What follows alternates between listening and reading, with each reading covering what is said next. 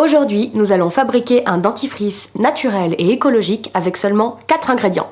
Mais attention, je vous vois derrière votre écran là, ceux qui sont déjà en train de se dire « Non mais de toute façon c'est toujours nul ce type de dentifrice, ils sont dégueulasses et en plus ça mousse pas ».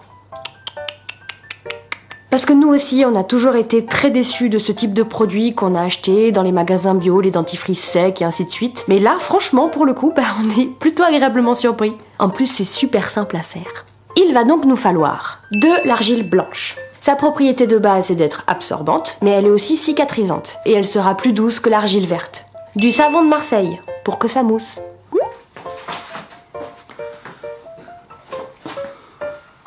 Ah, on te voit! Ah bon? On voit ta tête. On voit ma tête là? Ouais. Un tout petit bloc fera l'affaire, et puis de toute façon, c'est le genre de truc qu'on peut utiliser pour faire plein d'autres choses. Et attention, on prend du vrai savon de Marseille, pas du truc à l'huile de palme ou je sais pas trop quoi là.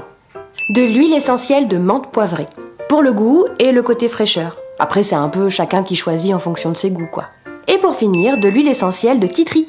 On va l'utiliser pour ses propriétés anti-inflammatoires, antifongiques et antibactériennes. Oui, parce que quand même à la base, le principe du dentifrice, c'est que ça nettoie bien les dents, quoi. Tu es prêt, Clément?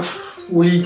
Donc, nous allons commencer d'abord par le savon de Marseille, Oui. à râper, Oui. et l'équivalent à peu près d'une petite cuillère à café. Une seule. Une seule.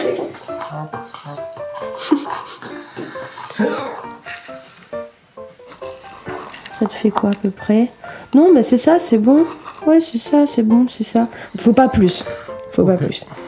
Maintenant, je vais aller chercher de l'eau que j'ai mis à bouillir et qui va nous permettre de diluer plus facilement du coup le savon de Marseille.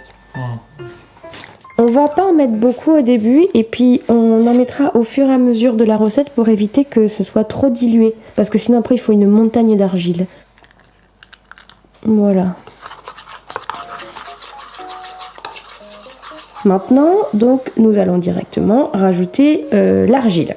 On va prendre un récipient. Alors ça va être le récipient en fait final dans lequel on va mettre notre dentifrice. On prend un récipient en verre, déjà parce qu'esthétiquement j'aime bien, mais on peut. Qu'on pourrait le garder là-dedans. Oui, je sais.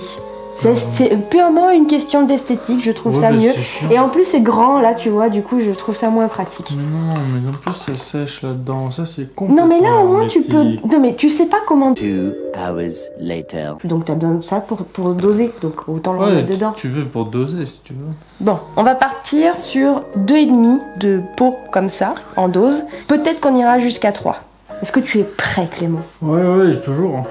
J'en mets combien? Je viens de le dire. Tu le remplis bien. Oui, bon, bah c'est bien.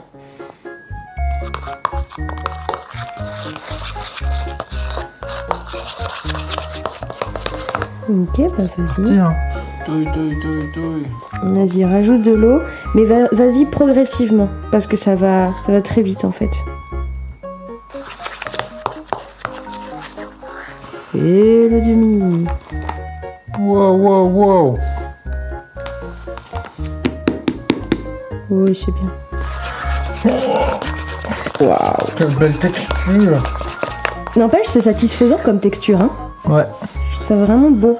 Dernière étape, les huiles essentielles. Donc, du coup, on va mettre 6 gouttes de titri. 1, 2, 3, 4, 5, 6. Wow. En fait, ça a tendance à l'épaissir un petit peu, les huiles essentielles. Donc, c'est bien de redoser un peu l'eau après avoir mis les huiles essentielles. La menthe, je peux en mettre 8.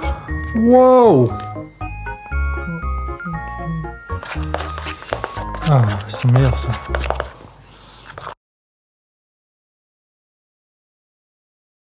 Et est-ce que tu peux donner un petit peu ton ressenti après 2 mois?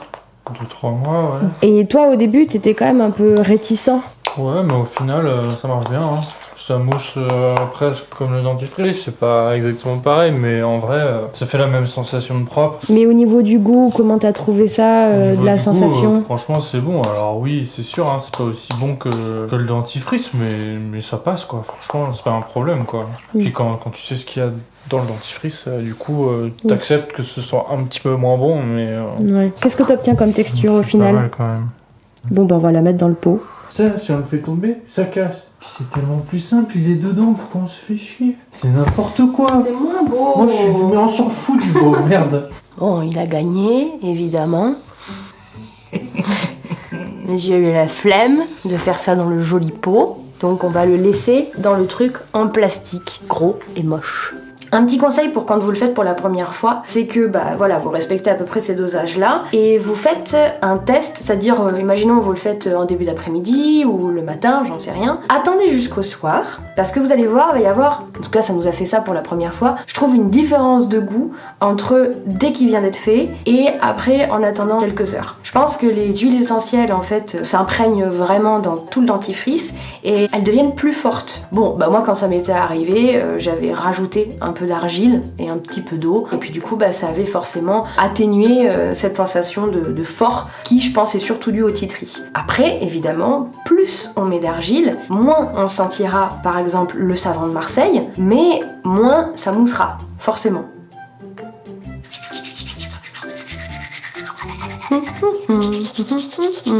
Bon après je vais pas vous apprendre à vous laver les dents, hein, ça va. Charmante dentition. Et voilà. Après, c'est sûr que si tu t'attends à une sensation de fraîcheur et de mousse aussi intense qu'avec du friand, c'est évident que tu vas être déçu. Parce que c'est pas possible en fait. Parce que c'est toujours pareil, si on veut ce type de confort, il faut des composants chelous. Genre des perturbateurs endocriniens, des produits qu'on utilise aussi pour faire de l'antigel ou du liquide de refroidissement, des trucs qui favorisent tout plein de cancers, etc. Donc après, à nous de voir, voilà, si on a encore envie de continuer à acheter des produits qu'on sait pas franchement ce qu'on met dans notre bouche, et ce, matin, midi et soir, tous les jours de notre vie, et qu'on balance aussi accessoirement dans nos canalisations. Alors ok, ça coûte 70 centimes sur le moment. Mais c'est tout ça, le vrai prix du confort. Nous, le savon de Marseille et l'huile essentielle de titri, on les avait déjà. Mais si tu dois acheter tout d'un coup, en gros, ça revient à 13 balles. Mais quand tu regardes le nombre de fournées que tu peux faire avec tout ça, franchement, je sais pas quand c'est la prochaine fois qu'on va devoir en racheter, quoi. Et puis quand on y pense, c'est quand même des produits qui sont utiles pour faire plein d'autres trucs.